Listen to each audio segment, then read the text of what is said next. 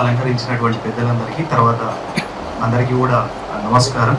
ఎందుకంటే దాదాపు ఒక దశాబ్ద కాలం నుంచి ఓసీ సంక్షేమ సంఘం లేదంటే మిగిలిన సంఘాలన్నీ కూడా పోరాట ఫలితం ఈడబ్ల్యూఎస్ అని చెప్పాలా. ఈరోజు అంటే ఈ మధ్య దయాకర్ అన్నతోటి లేకపోతే అన్న సంతోష్ అన్నతోటి ఇట్లా మిగతా పెద్దలతో మాట్లాడుతున్నప్పుడు ఆ డిస్కషన్ వస్తుండే. అంటే ఇంకా మనం ప్రజా ఉద్యమాలు లేదంటే ఉద్యమాలు పోరాటం బాట లేదంటే రోడ్లు ఎక్కాల్సిన అవసరం లేదు, మన ఓసీల సంక్షేమం కోసం పాటుపడాలన్నటువంటి మాట డిస్కషన్ వచ్చిండే. కానీ ఈ మధ్య జరుగుతున్నట్టు పరిణామాలు చూస్తుంటే మళ్ళా రోడ్లు ఎక్కిస్తారా ఓసీలను అన్నటువంటి పరిణామాలే కనిపిస్తున్నాయి. మన రాజకీయ నాయకులు మనం పోయి మన మీటింగ్లకు ఇన్విటేషన్ ఇచ్చి అపాయింట్మెంట్ ఇయరింగ్కి సిగ్గుపడతారు, భయపడతారు. అట్లాంటిది నిన్న మొత్తం వాళ్ళే ముందలుండి వాళ్ళే బీసీలకి ఆత్మ బంధువుల అది తప్పనట్లేదు. ఈ రోజు బీసీ మిత్రులకి, బీసీ బంధువులకి, బీసీ నేతలకి, బీసీ ప్రజా సంఘాలకు కూడా చెప్తున్నది, మీ ఫలాలు మీ రిజర్వేషన్ల కోసం మేము అడ్డుపడతలేము. మీరు మాకు కావాలని అడగడం తప్పులేదు. కానీ ఈ రోజు 60-70 ఏళ్ల నుంచి ఫలాలు అందకుండా ఈ రోజు మాకు వచ్చిన ఈడబ్ల్యూఎస్ 10%. సో ఈ రోజు రిజర్వేషన్ ఫలాలు 100 మాత్రమే ఈ ఈడబ్ల్యూఎస్ ఇస్తున్నటువంటి వేళ మీ పర్సంటేజ్ 4 ఉందా, 5 ఉందా, 10 ఉందా, 15 ఉందా మేము అడుగుతా ఉన్నాం. ఈ రోజు టెక్నికల్ గా సర్వేలు చేసామంటున్నారు పోయిన గవర్నమెంట్ ఈ గవర్నమెంట్.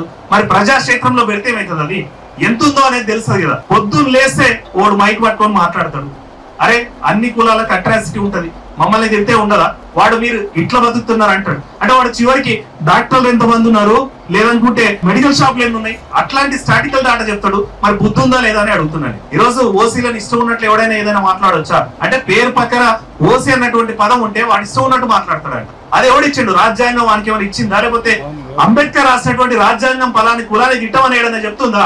ఈ రోజు మనం ఇట్లా ఐక్యత లేకపోవడం వల్లనే కేవలం పేర్ల కోసం మాత్రమే సీటు కోసం మాత్రమే వేదిక మీద పేపర్లు వచ్చే పేరు కోసం మాత్రమే సిగ్గు లేకుండా ఈ రోజు మనం చేస్తున్నాం. కాబట్టి అరే మన వేదికల మీద మనం మాట్లాడుకోవడానికి ఏమైతుంది, మన నాయకులు వస్తలేరు, మన నేతలు రానికి, మన సంఘాల నేతలు రానికి ఏమైతుంది? ఈ రోజు మనం ఇంతమంది ఉన్నామని చెప్తున్నప్పుడు ఎవరి కులం వానికి పెద్దదైనప్పుడు మన కులానికి మనం రావడానికి సిగ్గెందుకని నేను ప్రశ్నిస్తున్నా. కానీ పక్కనోళ్ళు వైశ్యాలు మీటింగ్ పెడితే మనం పోలింగ్ ఏమైతుంది, కాపోలు మీటింగ్ పెడితే మీళ్ళ సంఘాలు రానికి ఏమైతుంది? ఈయన పేరుతోటే జరగాలి ఏ యుద్ధమైనా సరే, ఈయన పేరుతోటే నడవాలి ఏ పోరాటం అయినా సరే. ఏమి అంత మనం అంతా ఏకంగానికి ఏమైతుంది?